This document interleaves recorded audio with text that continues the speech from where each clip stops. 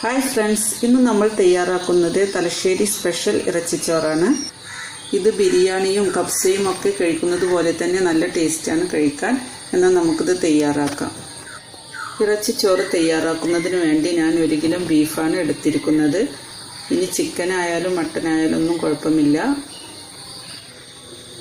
ഇനി ഇതിലേക്ക് 3 വലിയ ഉള്ളി ചെറുതായി അരിഞ്ഞത് ചേർത്ത് കൊടുക്കാം.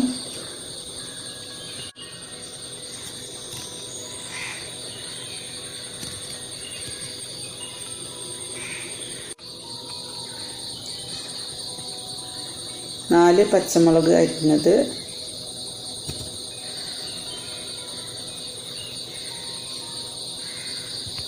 പിന്നെ ഇഞ്ചിയും വെളുത്തുള്ളിയും ചതച്ചത് രണ്ടും ഓരോ ടേബിൾ സ്പൂണാണ് എടുത്തിരിക്കുന്നത്. ഇതിലേക്ക് 1/2 ടീസ്പൂൺ മഞ്ഞൾപ്പൊടി,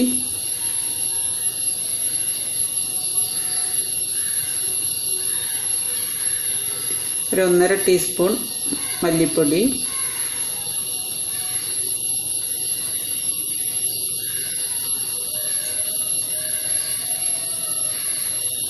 പിന്നെ 1 സ്പൂൺ മുളക് പൊടി,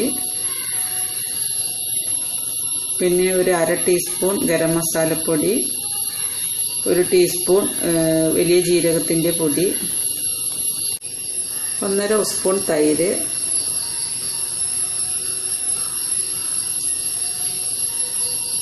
പിന്നെ ആവശ്യത്തിന് ഉപ്പ്,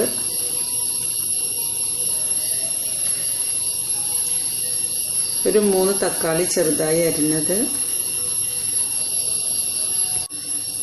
ഇനി ഇതെല്ലാം നന്നായി ഒന്ന് ഇളക്കി യോജിപ്പിക്കാം.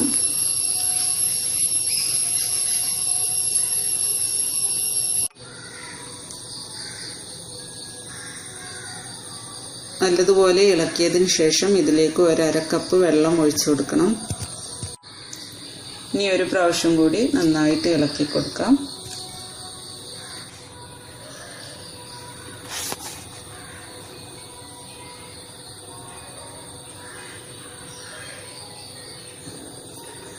ഇനി നമുക്ക് ബീഫ് വേവിച്ചെടുക്കാം. ഒരു വിസിൽ വന്നതിന് ശേഷം 25 മിനിറ്റ് ലോ ഫ്ലെയിമിൽ വെച്ചാണ് ഞാൻ ബീഫ് വേവിക്കാറുള്ളത്. നിങ്ങൾ എങ്ങനെയാണോ വേവിക്കുക അതുപോലെ ചെയ്താൽ മതി. ബീഫ് റെഡിയായി. കുക്കറിലെ പ്രഷറൊക്കെ പോയിട്ടുണ്ട്. ഇനി നമുക്കിതൊന്ന് തുറന്നു നോക്കാം.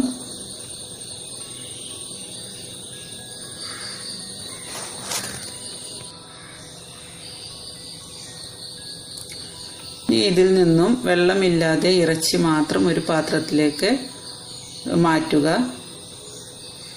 ഈ ഇറച്ചിക്കറി നമുക്ക് ചോറുണ്ടാക്കാൻ ആവശ്യമാണ്.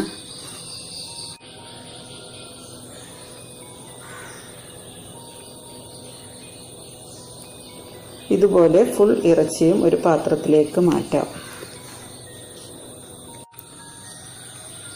1 കിലോ ബസ്മതി അരിയാണ് ഞാൻ ചോറുണ്ടാക്കാൻ എടുത്തിരിക്കുന്നത്. എന്നാൽ നമുക്ക് ചോറ് തയ്യാറാക്കാം. അതിനുവേണ്ടി ഒരു ബിരിയാണി ചെമ്പിൽ ഞാൻ 3 സ്പൂൺ നെയ്യ് ഒഴിക്കുന്നുണ്ട്.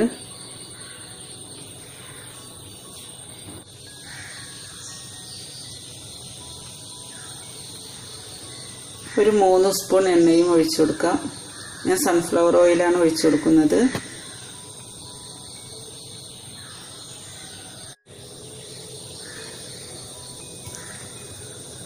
എണ്ണ ഒന്ന് ചൂടായതിനു ശേഷം അതിലേക്ക് ഒരു 4 കരയാമ്പു, ഒരു 5 6 ഏലക്ക, പിന്നെ ഒരു വലിയ കഷ്ണം പട്ട,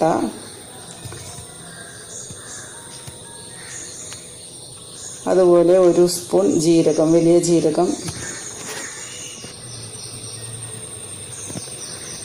ഒരു 2 സെക്കൻഡ് എണ്ണയിൽ കിടക്കട്ടെ, ഒന്ന് ഇളക്കി കൊടുക്കാം. ഇനി ഇതിലേക്ക് 2 വലിയ ഉള്ളി ചെറുതായി അരിഞ്ഞത് ചേർക്കാം.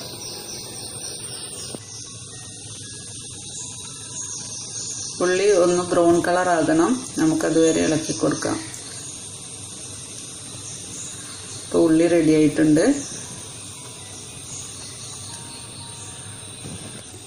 ഇനി ഇതിലേക്ക് നമ്മൾ മാറ്റി വെച്ച ഇറച്ചി ചേർത്ത് കൊടുക്കാം. ഇത് നന്നായിട്ടൊന്ന് വരട്ടിയെടുക്കണം.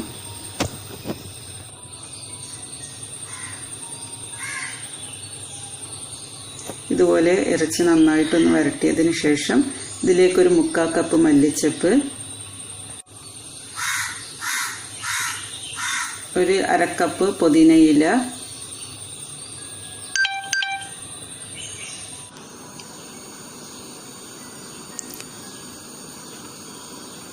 ഇനി കുറച്ച് കറിവേപ്പിലയും ചേർത്ത് കൊടുക്കാം.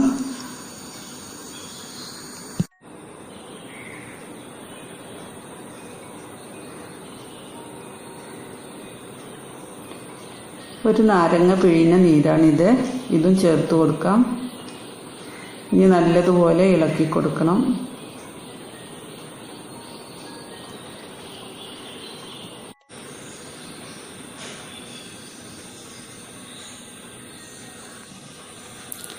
ഇതുപോലെ ഇറച്ചി വരട്ടിയതിന് ശേഷം ഇതിലേക്ക് നമ്മൾ മാറ്റിവെച്ച ഇറച്ചിക്കറി ഒഴിച്ചു കൊടുക്കാം. ഒരു ഗ്ലാസ് അരിക്ക് 2 ഗ്ലാസ് വെള്ളം എന്ന അനുപാതത്തിലാണ് വെള്ളം എടുക്കേണ്ടത്. ഞാൻ എടുത്ത 1 കിലോ അരി ഒരു വലിയ കപ്പ് നിറച്ചും ഉണ്ടായിരുന്നു. അപ്പോൾ ഞാൻ 2 കപ്പ് വെള്ളമാണ് എടുത്തത്. അതിൽ 1 കപ്പ് ഇറച്ചിക്കറിയും 1 കപ്പ് വെള്ളവും ഒഴിച്ചു. ഇനി ഈ വെള്ളം നന്നായി ഒന്ന് തിളച്ചതിന് ശേഷം ടേസ്റ്റ് ചെയ്തതിന് ശേഷം ആവശ്യത്തിന് ഉപ്പ് ചേർത്ത് കൊടുക്കുക.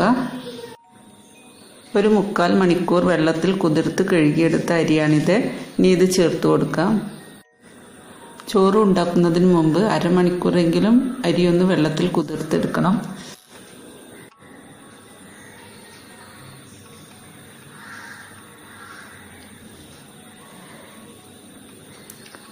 ഇതുപോലെ നന്നായി ഒന്ന് ഇളക്കിയതിന് ശേഷം ഫുൾ ഫ്ലെയിമിൽ 2 മിനിറ്റ് അടച്ചു വെക്കാം. 2 മിനിറ്റ് കഴിഞ്ഞതിന് ശേഷം ഒരു പ്രാവശ്യവും കൂടി ഇളക്കി ഒരു 10 മിനിറ്റ് ലോ ഫ്ലെയിമിൽ മൂടി വെച്ച് വേവിക്കാം.